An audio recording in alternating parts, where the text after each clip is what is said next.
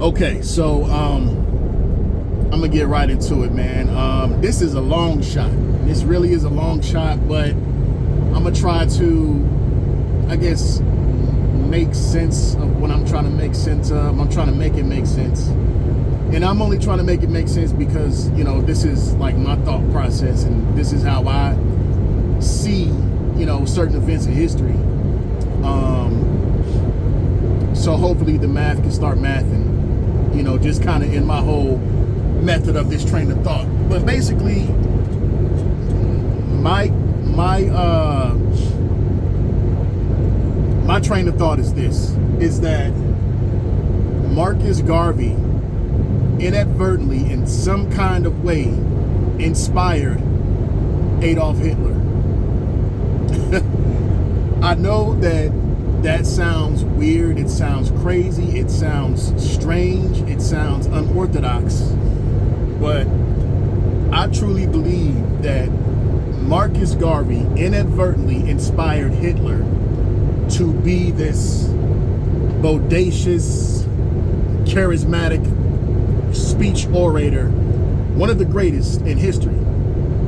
Now, when you think about, you know, the elements in the things that are discussed, you know, from these individuals, you know, obviously we can't necessarily understand both of them. Granted, Hitler is German, he spoke German, and Garvey spoke in kind of, you know, the West Indian broken English aspect. I mean, but his English was not as broke as what we know now. You know, granted, you know, that's definitely something to consider. But, you know, his flow, you know, the way that he would pontificate, it was so fast, right? But even still, you know, I mean, those are like the obvious differences, but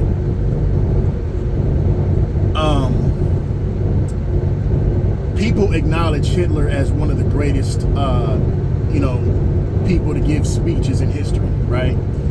How he was able to persuade and move the crowd the way that he did, you know, like how at the beginning he would wait for complete silence before he started, you know what I'm saying? And, you know, and like, you know, his views and how he saw Deutschland as like this entire separatist movement. And it was all about Germany. It was all about the people of Deutschland. It was all about us. You know what I'm saying? Like, it's us and then it's them. And we have to invest in us. We have to believe in us. You know, we hold the power, this, that, and the third. You know what I'm saying? Now, granted, there was some bullshit that came along with that. You know, it was that, what the fuck was that? Pseudoscience shit, you know, about Aryans and, you know, Jews and shit, like, you know, that's that pseudoscience bullshit, you know what I'm saying?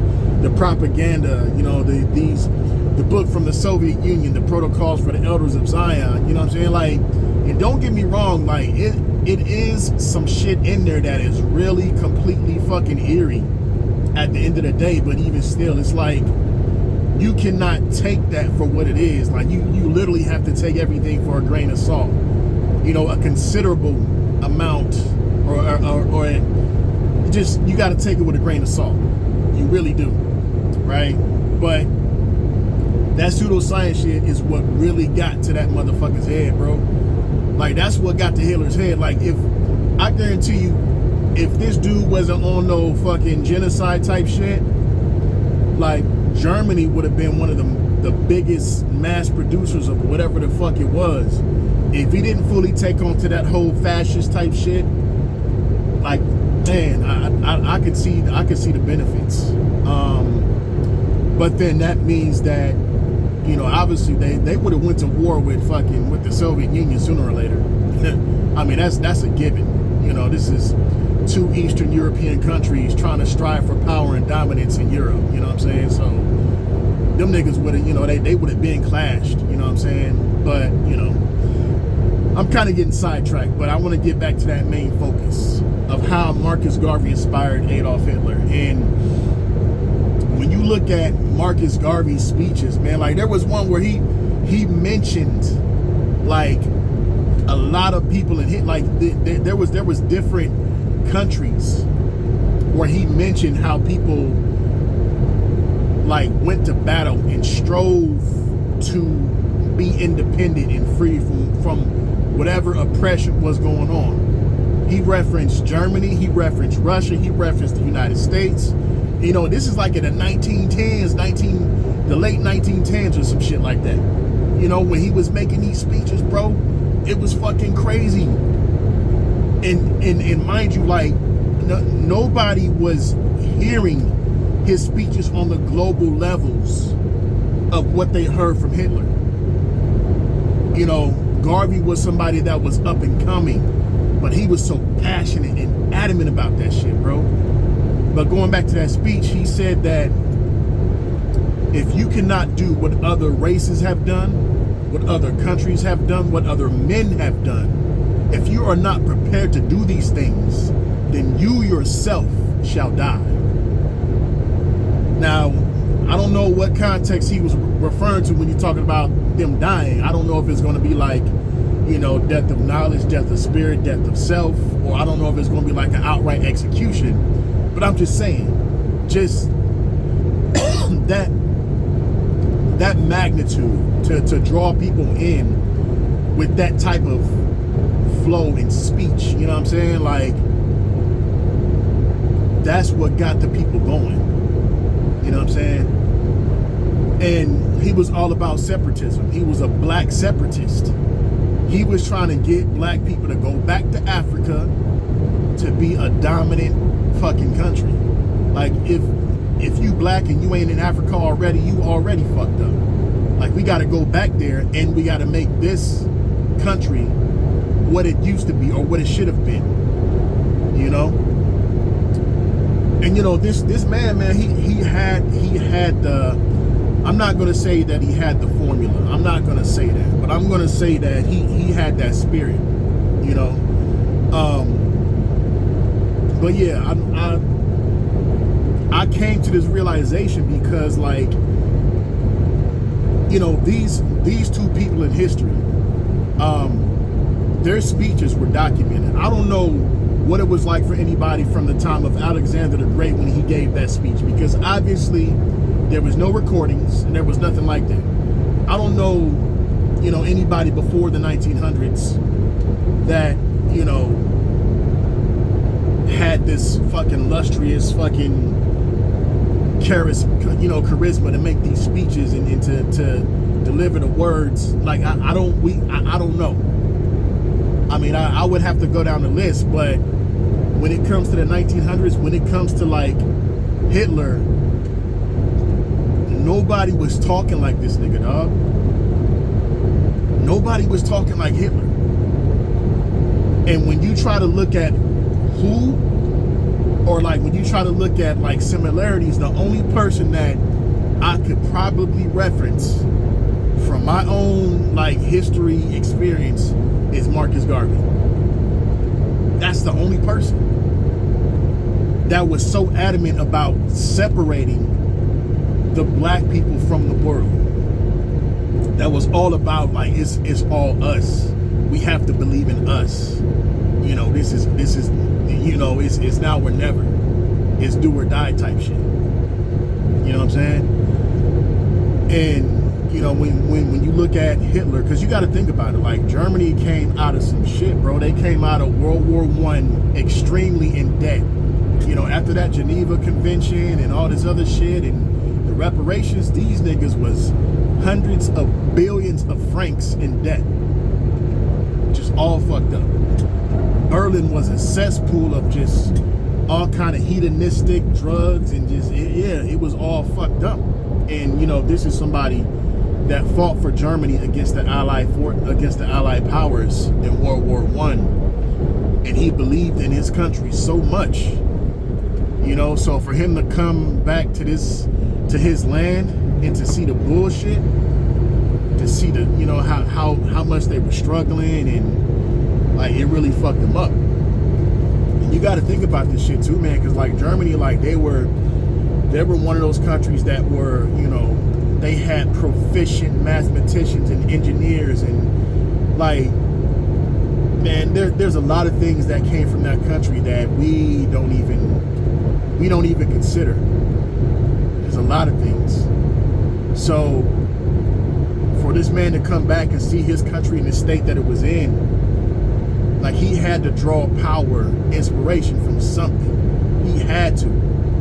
And granted, when you think about it, like, because he appeased to the people, to the working class, to the Workers' Party, or whatever the fuck it was. And that was before he went like full-fledged Nazi type shit. But he had to appease to those people. And what other way could anybody have such an influence, or have such an ability to spark that that need for change, than to tell those same people, look, it's us. We have to believe in us. We have to trust in us. We have to invest in us, because we are the power. We have to see this. All these countries have their hands in our pocket. They are raping this country with all the resources. Like, it's all about us. You know what I'm saying? And I truly think that, because again, this is like the late 1910s, early 1920s, and that was when Hitler was like rising in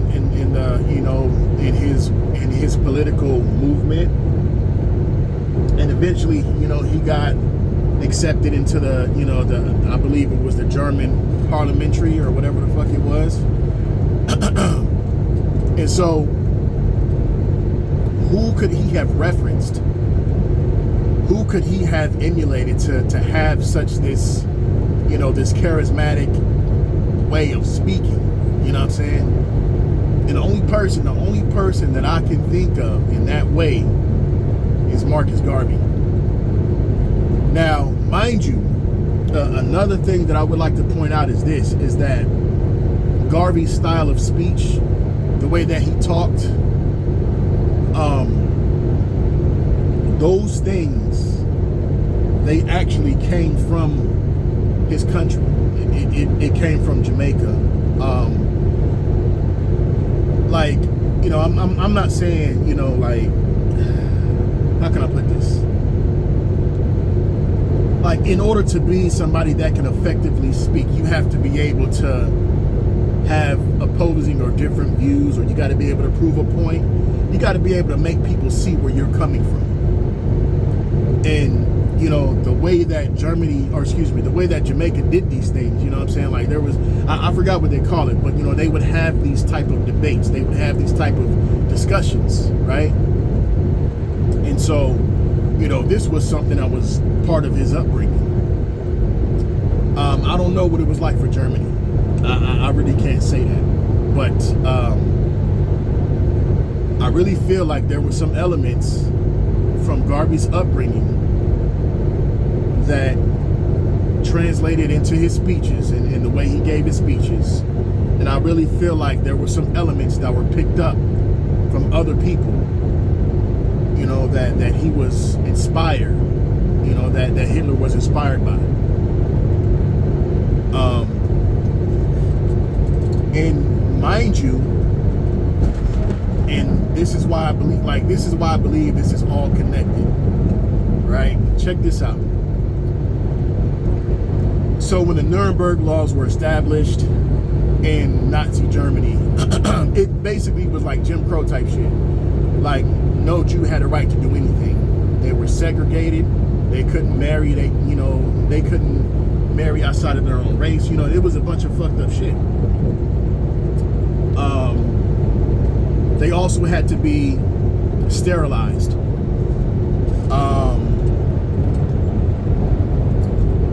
And there was a lot of things. There was a lot of different types of suggestions that supported the practice of eugenics. And what's so crazy about how the Nazis developed this system of eugenics in their country is that a lot of these elements came from people in America, you know, that believed that the Negro was inferior, that believed that, you know what I'm saying, like they believed that, you know, the Negro shouldn't be able to have interracial relationships, you know, so Negroes would be castrated, Negroes would be, you know, sterilized. George Washington Carver, he was sterilized. He became a eunuch when he worked for a specific white family, and because he became a eunuch, he was unable to develop, his voice was unable to develop past a certain point. His voice didn't drop. You know, it didn't become deeper, and I think he was like, I think his hormonal status of testosterone was like stagnant, or it just was non-existent. You know, so these are things that these Nazi Germans believed in, and they took these same tactics and they administered it into their system. And that's the crazy thing, is that, you know, they looked at, they researched, they looked at how this affected the Negro, you know what I'm saying, and how the Negro was continually separated. But then you got to think, okay, so if they're looking at how this happened to the Negroes, then, you know, what would cause them to look at how the Negroes would respond to this? Like, what are the Negroes willing to do to avoid this type of treatment? Oh, look, there's this black man from Jamaica that is actually willing to take his people out of the country that they're being sterilized in. Oh, what is he doing? Oh, he's giving these speeches. He is so, you know, charismatic and loud and passionate about getting out of this hell, you know, this country. You know, well, let's take elements from that. You know, let's see what we can turn this into, you know, so we can get the German people on our side. You know, before Marcus Garvey passed away, he did believe that his movement had some elements of fascism in it, and he believed that he inspired people like Hitler and Mussolini, and he even admitted to that. So, you know, that's another thing to think about as well. I'm considering adding this element into my story, chapter 2.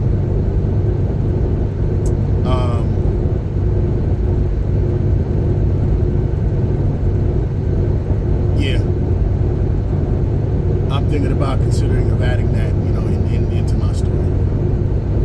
I don't know how, but, you know, basically it's just going to be like, you know, somebody from the Western Hemisphere inspired somebody from the Eastern Hemisphere with their speeches, and they were able to captivate an entire country to build and make this economic, financial superpower, to be this elite war machine, and to spark another world war. You know, so that's just one thing, but we'll see.